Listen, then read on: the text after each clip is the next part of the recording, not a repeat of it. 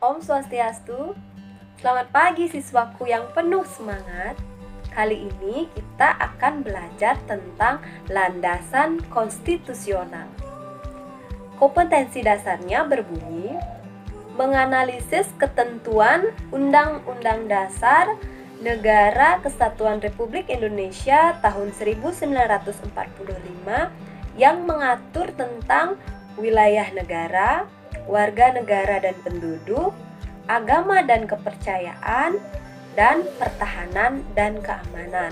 Lebih mengkhusus, kita akan mempelajari submateri tentang wilayah NKRI meliputi darat, laut, dan udara, batas-batas wilayahnya tentu saja, dan landasan konstitusional yang mengatur tentang wilayah.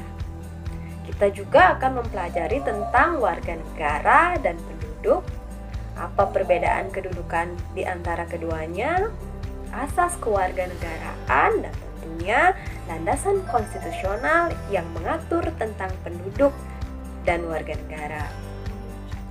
Kita juga akan membahas tentang agama dan kepercayaan. Ada berapa kepercayaan yang berkembang di Indonesia, dan tentunya apa yang menjadi landasan konstitusional berkaitan dengan agama dan kepercayaan di Indonesia. Kemudian yang keempat, kita akan membahas tentang pertahanan dan keamanan.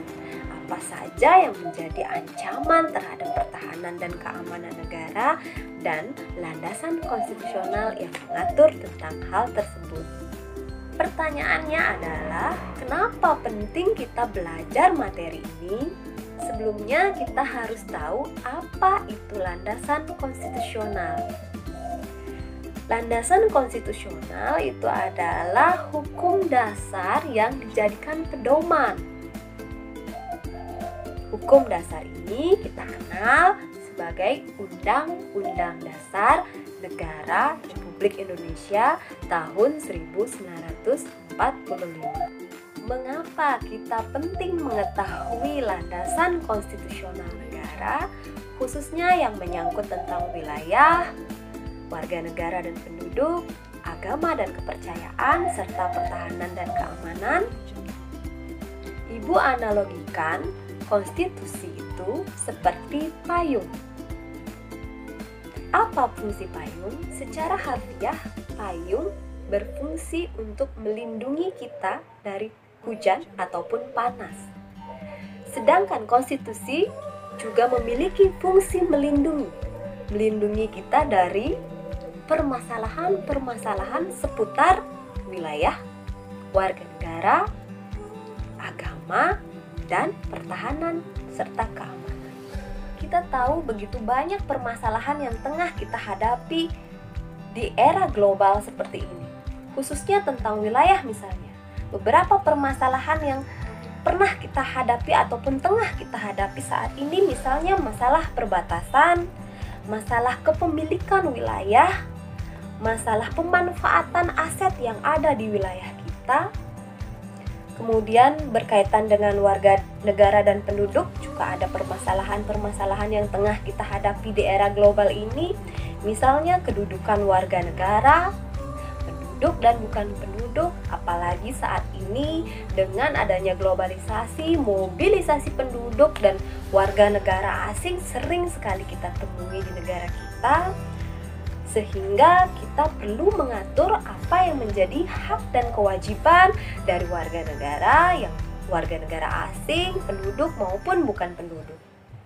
Permasalahan lain ada di bidang agama dan kepercayaan.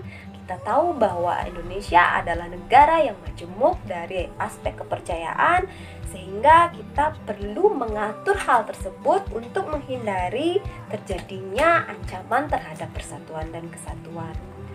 Berkaitan dengan pertahanan dan keamanan di tengah gempuran globalisasi dan begitu majemuknya bangsa Indonesia, begitu luasnya wilayah, begitu banyaknya penduduk, Begitu besarnya ancaman, kita memerlukan adanya sistem pertahanan dan keamanan.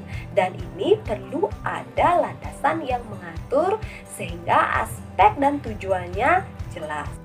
Keberadaan landasan konstitusional sudah jelas begitu dibutuhkan di saat seperti ini untuk menghindari berbagai macam permasalahan yang sudah diungkapkan tadi agar bisa terselesaikan atau mencegah munculnya permasalahan-permasalahan seperti itu. Setelah mengikuti pembelajaran ini, diharapkan siswa menjadi bangsa yang cerdas. Sebagai bangsa yang cerdas, kita harus memiliki wawasan tentang wilayah di mana kita tinggal. Kemudian kita tahu apa yang menjadi hak dan kewajiban kita sebagai warga negara. Dan yang paling penting, kita bisa berinteraksi dengan sesama meskipun di tengah kemajemukan dan turut menjaga pertahanan dan keamanan bangsa sebagai wujud tanggung jawab kita sebagai warga negara yang baik dan memiliki rasa nasionalisme.